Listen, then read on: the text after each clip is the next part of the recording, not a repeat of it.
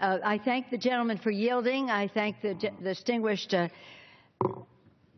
don't want to say senior member, but the most long-serving, member of longest serving in the New York delegation for getting us off to a start to sing the praises of Mario Cuomo. It's my honor to join the New York delegation. I feel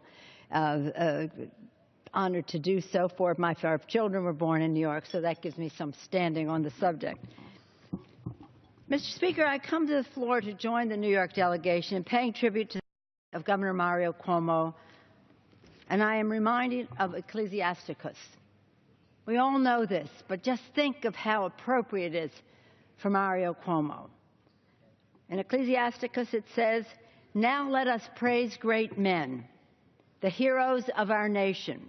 They led the people by their counsel and their knowledge of the laws. From their fount of wisdom they gave instruction.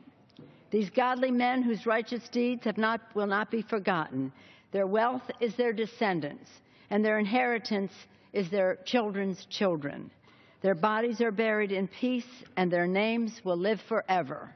The people will tell of their wisdom, and the congregation will continue to sing their praise."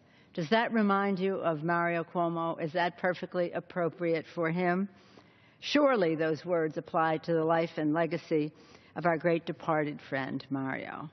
As a fellow Italian-American, I was taken great pride in his leadership. As a San Franciscan who hosted the Democratic Convention, we in California had some kind of a claim on Mario Cuomo because of the great speech that Mr. Rangel referenced that he made at that convention. But my observing of his greatness goes farther back than that. It was during a trip to Italy that we were invited by President Carter in 1980 to bring the sympathy and support of the American people to Italy at the time of the earthquake, where they lost 2,700 lives and left 265,000 people homeless. I mention that because we went by helicopter from little village to village to village where villages were devastated. Mario Cuomo, here is this person who has such a large spirit and a good soul, could sympathize with people in English and Italian, places where, for example, in a village where the First Communion class was rehearsing for First Communion, all the 7-year-olds in that village were in that church when the earthquake hit. The roof came down, every 7-year-old in the village was lost. Imagine the grief of those individual families and of that community to lose those children. But as you would expect, he was up to the task, knowing that words are completely inadequate and no sympathy can meet the pain that they were feeling. But nonetheless, this beautiful, sympathetic man identifying with these people from a region that his family had come from southern Italy. Mario Cuomo was a pillar of strength for his community, his state, and our nation. His values, his vision, his effectiveness for the people of New York, that was an inspiration around the world. He was a man of principle and eloquence. That was good.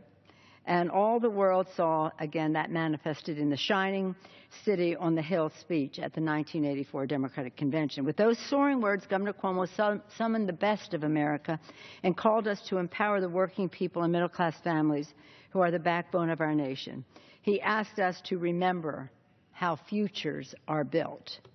We know Mario Cuomo's language and leadership will echo through the ages, just as vital, just as urgent, just as energizing as his words were that day. In word and deed, Governor Mario Cuomo challenged us to make real the American dream. He had it for his family. He wanted it for everyone else, for all who strive to realize it and open the doors of opportunity to every American family. Family meant everything to him. He was a proud governor of New York for 3 terms, but his proudest achievement was his beautiful family. No one could miss the pride and inspiration he found in his immigrant parents, how he talked about them so beautifully, or his boundless dedication to Matilda and his children. Our country has lost a great leader, but his family has lost a devoted husband to his wife of over 60 years, to Matilda, a loving father to 5 children, Margaret, Andrew, Maria, Madeline, and Christopher, and a doting grandfather to some really lovely grandchildren. My husband Paul and I and our entire family are heartbroken. We're really heartbroken by his passing and continue to extend our deepest sympathy and love to Matilda and their family.